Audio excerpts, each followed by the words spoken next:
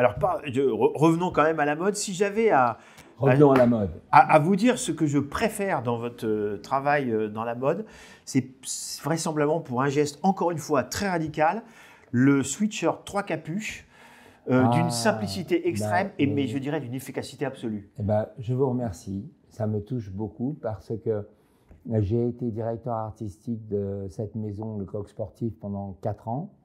J'y ai ramené du sens. J'ai introduit notamment cette manche pour les rugbyman tricolore, en faisant partir le bleu du bas vers le haut. Il y avait ce lien avec le cœur, très important. Et puis ce sweatshirt 3 capuches qui était 3 couleurs aussi de notre drapeau. Et il y a cette notion dans la capuche de hoodie, de protection, non seulement contre les intempéries, mais contre le regard des autres. J'ai toujours adoré les capuches. Et ma mère, qui était un génie de la coupe, faisait des capuches qui étaient des maisons, quoi, qui les enveloppaient, protectrices. Et la capuche, c'est le toit d'une demeure mobile qui est le vêtement. Alors, dans les autres collaborations, je ne pouvais pas ne pas mentionner une voiture qui a marqué aussi mes années 80, mais vous la remettez au goût du jour, la fameuse Méhari, qui est quand même au départ une voiture qui était prévue pour les agriculteurs et finalement qui a fini chez les surfeurs et les citadins. Oui. Bah, c'est une très jolie aventure avec le studio de Citroën. J'ai toujours eu une relation particulière à l'automobile, puisqu'étant moi-même, je ne conduisais pas et je ne conduisais que des motos. Donc j'ai toujours conduit des Harley, des Triumph Bonneville, mais j'aimais bien l'exercice de réinventer les voitures. Donc j'ai fait les Smart, j'ai fait une Smart camouflage qui a eu vraiment beaucoup de succès. J'ai fait une voiture de rallye, une Range Rover pour Elie Medeiros lorsqu'elle a traversé le désert. Et j'ai fait cette Méhari parce que c'est un gros jouet, en fait. Il y a toujours cette dimension dans mon travail de ludique, un peu, qui d'ailleurs détourne avec comme un peu un cheval de Troie, parfois, du message originel de mon travail. Voilà. Alors, pour revenir à l'art contemporain, on fait des allers-retours, mais votre travail, votre carrière est faite d'allers-retours. Je pense à la galerie Magda Danis, actuellement à côté du Cirque d'Hiver. Une exposition I Want the Empire of Collaborations, qui est encore sur l'art et le signe, mais d'une autre manière, où là, vous associez finalement des formes dont on peut imaginer qu'elles se sont déjà inspirées les unes les autres. Oui, en fait c'est une exposition où je parle de ma fascination pour l'art, parce que quand même, toute ma vie est marquée par ça, de collaboration avec des artistes brillants. D'ailleurs, pour la plupart, c'était des artistes qui étaient très loin de mon univers. Et le fait de collaborer avec eux me mettait en danger. C'est ce que j'aimais, cette vibration de danger. Là, dans cette exposition, je ramène tous mes codes. Alors, il y a l'héraldisme qui revient en force. Je peins sur des photographies.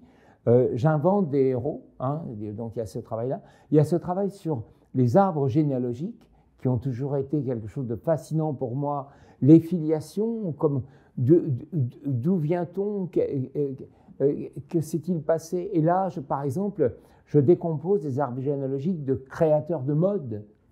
Donc, d'où vient, quelle a été la filiation de Givenchy, donc entre André Courrèges, Ungaro et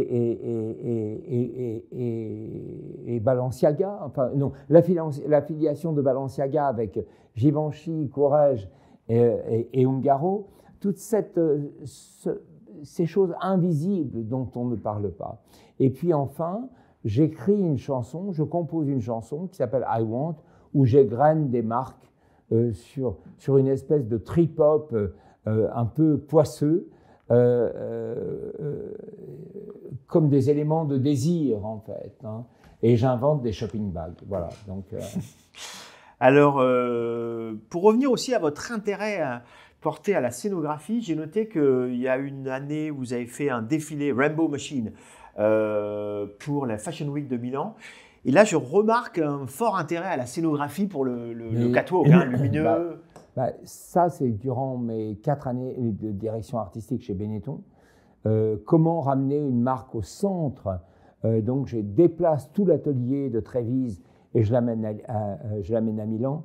Je cristallise de nouveau avec du néon comme je l'ai fait Henri IV. Donc, je retrouve ces codes. Et surtout, je mets les ouvriers en train de fabriquer tous les prototypes au centre, dans un état insulaire.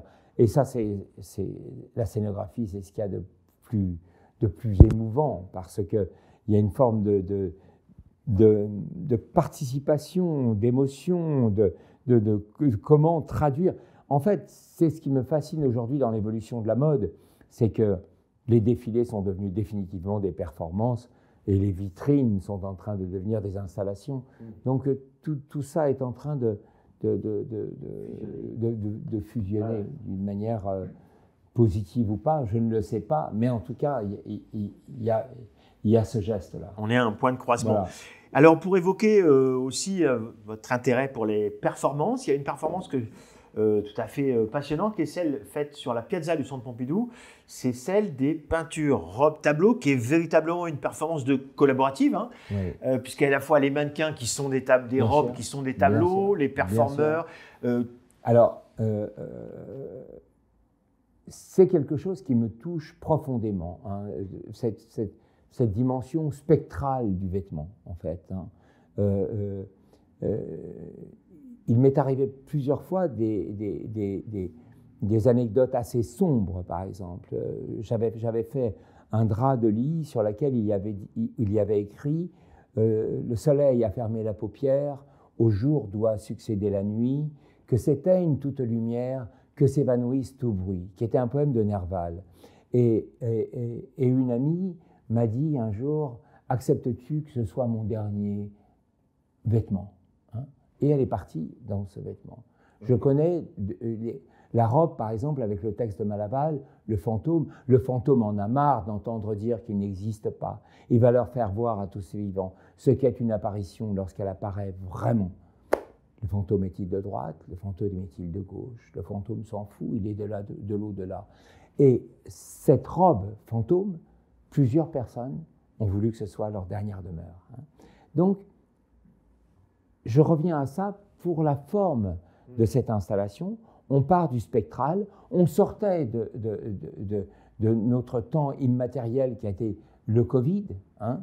Donc, je voulais arriver avec cette performance de la femme tableau avec ces fantômes. Ces fantômes arrivent sur la piazza. Je choisis 4 artistes, Jeanne Melck, Villemorin, Damien Poulain et Louros, pour intervenir et faire un cadavre exquis. Et là, l'art, la couleur, redonne la vie. Et c'était bouleversant, parce que j'avais Julien Granel qui jouait, qui improvisait en même temps, et soudain, c'est une forme de renaissance au travers de la couleur et au travers de l'art.